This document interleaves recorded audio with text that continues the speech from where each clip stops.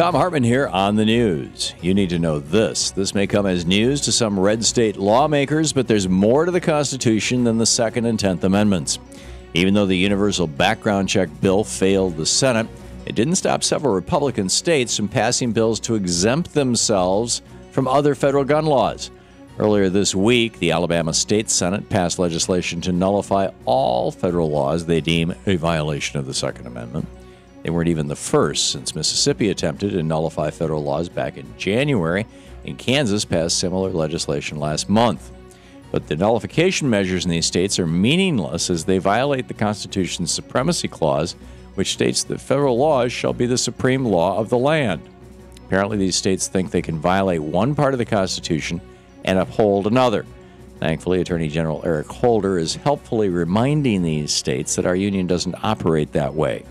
In a letter to Kansas Governor Sam Brownback, Holder wrote, "In purporting to override federal law and to criminalize the official acts of federal officers, the law directly conflicts with federal law and is therefore unconstitutional." These red states can't pick and choose the parts of the Constitution they want to follow.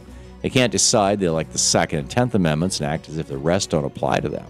And the the Supremacy Clause is one of the Constitution's most important tenets.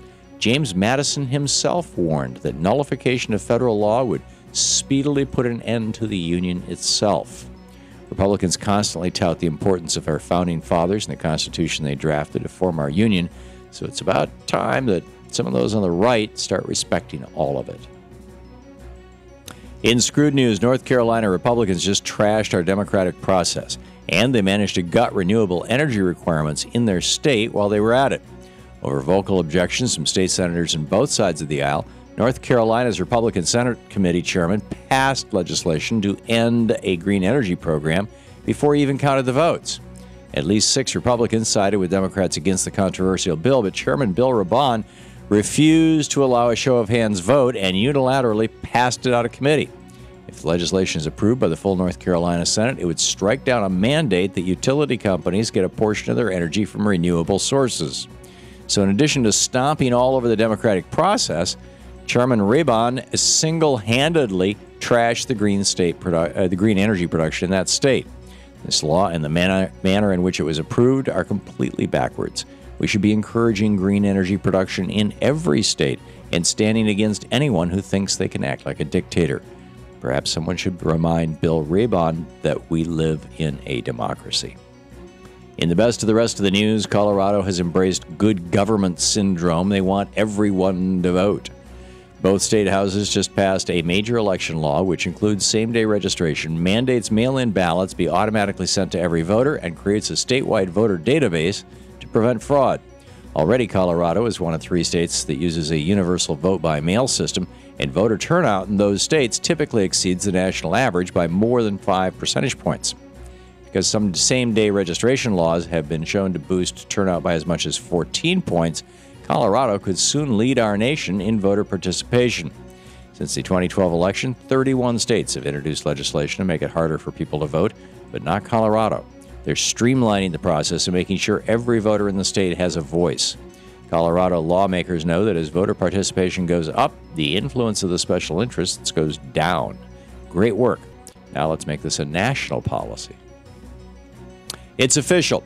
The New York town of Dryden's and Middlefield can say no to toxic fuels. The towns have been in a legal battle since 2011 after banning oil and gas development activity.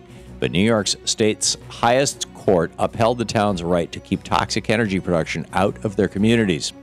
Dryden Town Supervisor Marianne Sumner said, "We stood up for what we knew was right and we won. The people who live here and know the town best should be the ones deciding how our land is used, not some executive in a corporate office park thousands of miles away." This is how organized people defeat organized money. Dryden and Middlefield are shining examples for other cities and towns that want to fight the oil and fracking industries. We don't have to accept toxic chemicals in our communities. If the federal government won't stand up for our right to say no, then it's time to work town by town to put an end to these toxic fuels. Check out CELDF, CELDF.org for more on this. And finally, who says you can't mess with Texas? One U.S. district judge did just that in his ruling over San Antonio city ordinance that bars exotic dancers from entertaining without bikini tops. Judge Fred Byery's 29-page ruling was so full of hilarious double entendres, it's hard to believe it actually includes a real legal outcome. He didn't waste any time getting into the jokes, starting his decision with the sentence, "An ordinance dealing with semi-nude dancers has once again fallen into the city's lap." And while addressing the issue in the case, Judge Berry wrote, "To bear or not to bear, that is the question."